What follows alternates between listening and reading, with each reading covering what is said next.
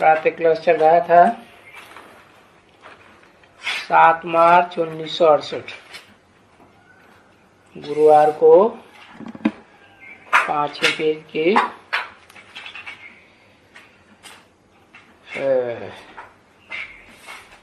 अंत में बात चल रही थी चित्रों की कि चित्र चाहे चैतन्य हो और चाहे जड़ चित्र हो, पहले इनकरेक्ट होते हैं, बाद में करेक्ट होते जाते हैं।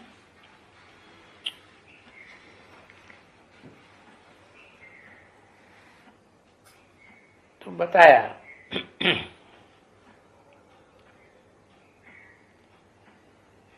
क्योंकि पहले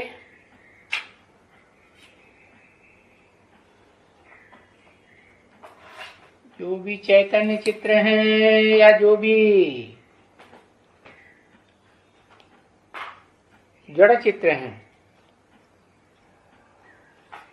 बाप आते हैं कलयुग के अंत में तो इनकरेक्ट होते हैं,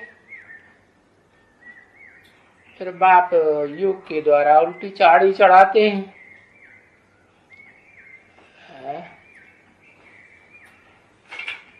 जैसे गीता में लिखा है कि जगत विपरीत गति से ऊपर चढ़ता है,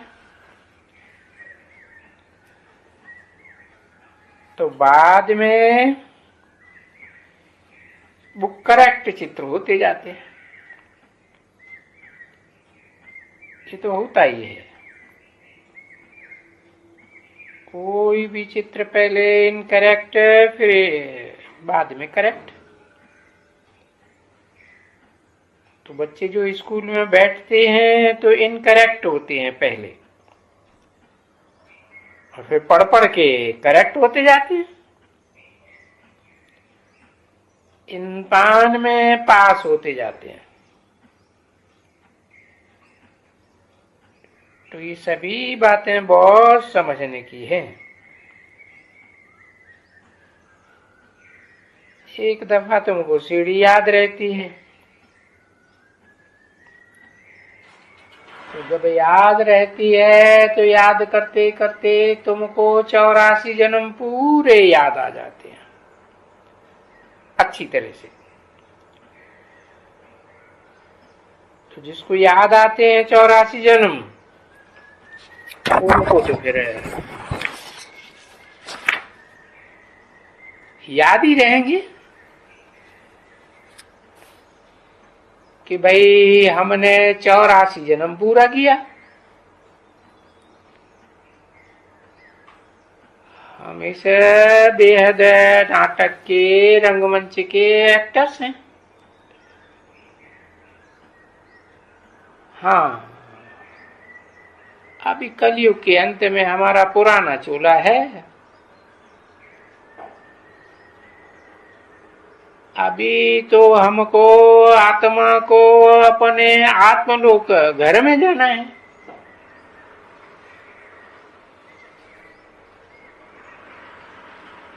सात मार्च 1968 की प्रातः क्लास का 6ठा पेज, दूसरी लाइन। तो बाबा ने कहा है अभी वापस चलने का है।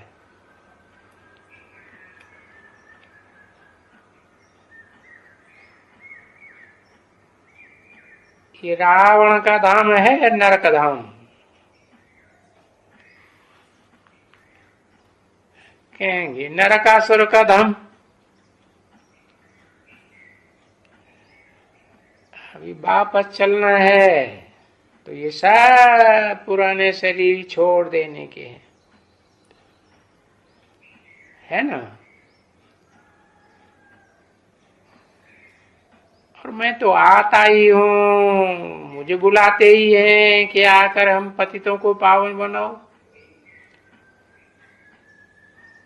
तो आए करके सबको पावन बना करके साथ में ले जाते हैं।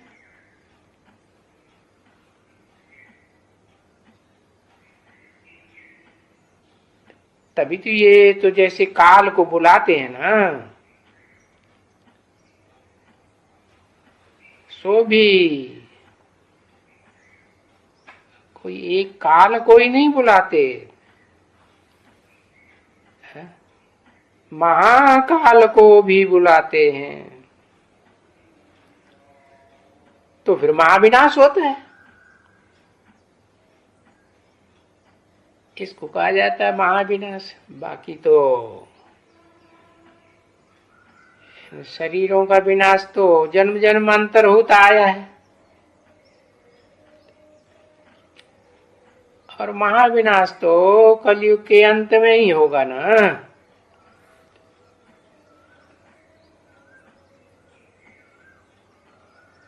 तो जब महाविनाश होगा तो कितनी आत्माएं जाएंगी अपने धाम। तभी कहते कि हाँ, जैसे कि वो सरसों मिसल पिसती हैं महाविनाश में,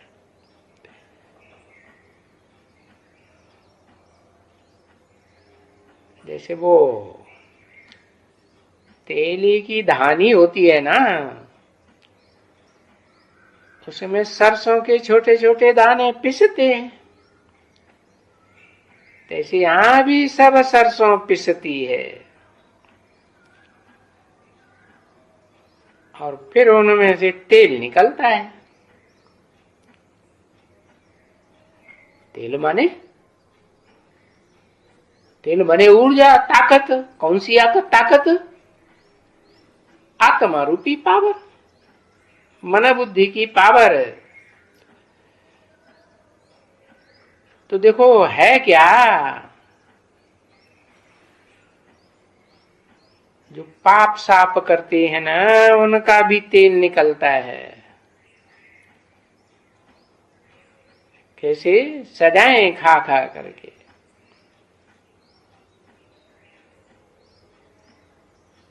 पीसते हैं। हाँ बच्चे,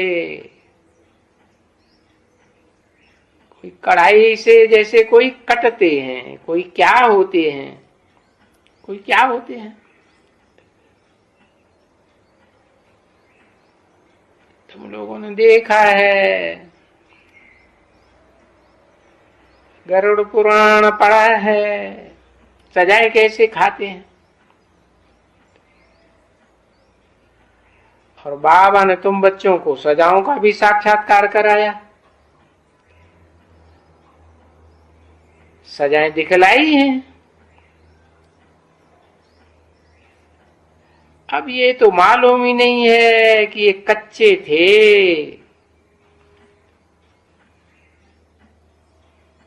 अभी पक्के बने हैं।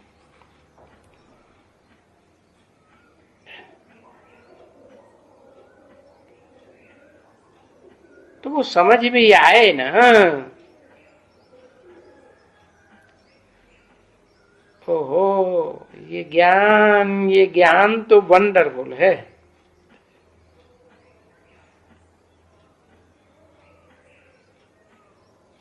अभी भी कोई कहते होंगे, कई कई होंगे ऐसे जो कहते होंगे कि ज्ञान तो भाई आगे भी हम लोग सुनते थे, परंतु ऐसा ज्ञान तो कभी सुनाया ही नहीं। अभी तो हमारी आंखें ही खुल गई। कहते हैं ना, बाहर की दुनिया से आते हैं, बेसिक में आते हैं तो भी ऐसे ही कहते हैं आंखें खुल गई। बेसिक से ज्ञान से निकल करके ब्राह्मणों के ज्ञान से एडवांस ज्ञान में आते हैं तो भी कहते हैं आंखें खुल गई। कई कई ऐसे कहते हैं कि आगे तो हमने कभी ऐसे सुना नहीं, अभी तो आंखें खुल गई। बरोबर तीसरा नेत्र तो खुलने का ही है ना बच्चे।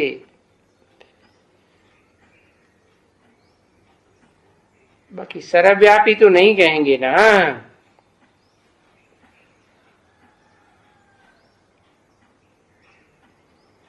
अच्छा, वो चित्र ले आओ, ये तो जानते हैं ना कि एक बाप ही इस ज्ञान को समझाते हैं। कौन सा ज्ञान? द्वैतवादी ज्ञान या अद्वैतवादी ज्ञान? अद्वैतवादी ज्ञान। अद्वैत माने एक, द्वैत माने अनेक। तो अद्वैत ज्ञान एक से ही आएगा ना। फिर ये भी समझाते हैं और वो भी समझाते हैं। द्वैतवादी रावण राज्य की बातें भी समझाते हैं कि कैसे एक धर्म से, द्वापर युग से, द्वैतवादी युग से दो दो धर्म हो गए, दो दो राज्य हो गए, दो दो भाषाएं हो गई। वो भी समझाते हैं ना। तो ये भक्ति मार्ग और ज्ञान मार्ग जो समझाते हैं कि भक्ति मार्ग अनेकों रावण के मुखों से आता है,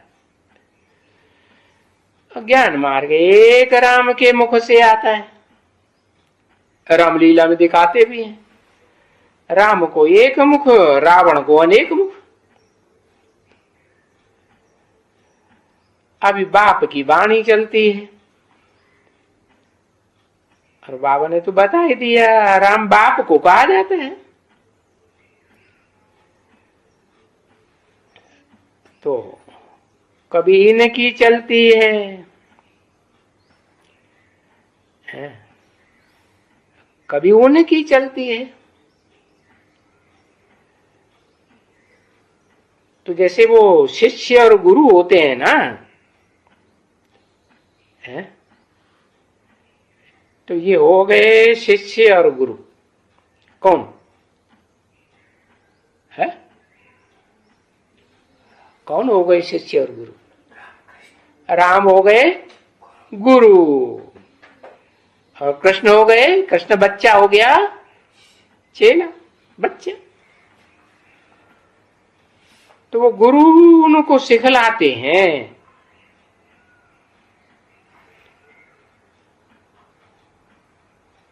तो कोई वक्त में वो गुरु भी बोलते रहेंगे। ऐसे क्यों कहा बोलते रहेंगे? राम बाप जो गुरु बनेंगे कृष्ण बच्चे के, वो भी बोलते रहेंगे। गे क्यों रहेंगे? भविष्य के लिए क्यों बोला?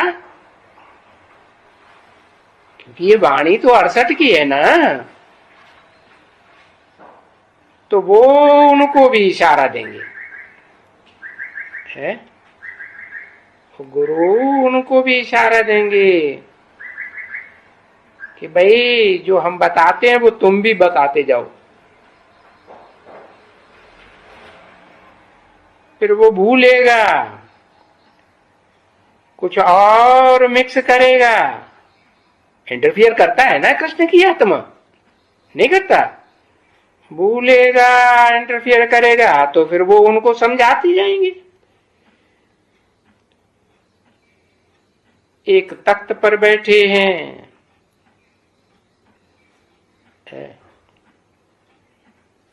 दूसरे सामने बैठे।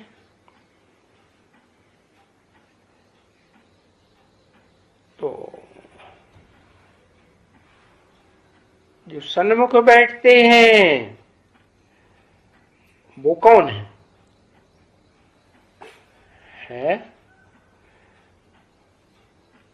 और जो बाजू में बैठते हैं हमेशा, वो तो चेले होते हैं ना। कहते हैं उपासक, उपासना करने वाले। उप माने नजदीक, आसन माने आसन मार कर बैठते हैं।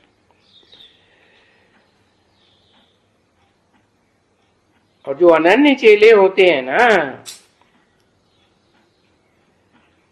तो ये भी अनन्य चेला है। कौन अनन्य चेला कौन है? ओहो, राम तो साकार मनुष्य सृष्टि का बाप है। प्रजापिता चेला है, दादा लेखराज ये भी अनन्य चेला है। भी क्यों लगा दिया? इसीलिए लगा दिया कि शिव बाप मुकर्रर रथ में प्रवेश करते हैं तो राम को भी चेला बनाते हैं ना अपना। हाँ? जैसे ये चेला है वैसे उनको भी कहेंगे अनन्य है। ऐसा और कोई अनन्य अन्य है ही नहीं चेला। तो देखो ये ब्रह्मा अनन्य है ना।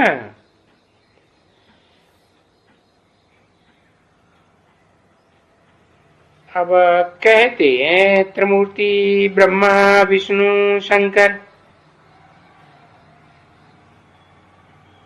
नहीं तो देव देव महादेव उसको कहा जाता है, इनको नहीं कहा जाता। उसको माने देव ब्रह्मा देव विष्णु और उनका भी देव महादेव। और फिर कहते हैं त्रिमूर्ति शिव, फिर ब्रह्मा कह देते हैं।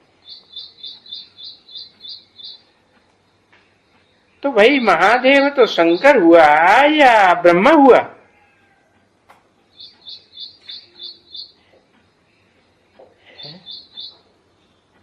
समझना चाहिए ना। अब रखते तो ब्रह्मा को ऊंचा है। कौन से ब्रह्मा को ऊंचा रखते? ब्रह्मा के तो 4 मुख दिखाते हैं, 5 मुख दिखाते हैं। कौन से ब्रह्मा को ऊंचा रखते? नाम ही देते हैं परम ब्रह्म। तो जो ब्रह्मा नामधारियों में परम पार्टधारी है उसके लिए कहते हैं परम ब्रह्म। तो अभी ब्रह्मा और विष्णु का राज तुम बच्चों ने समझा।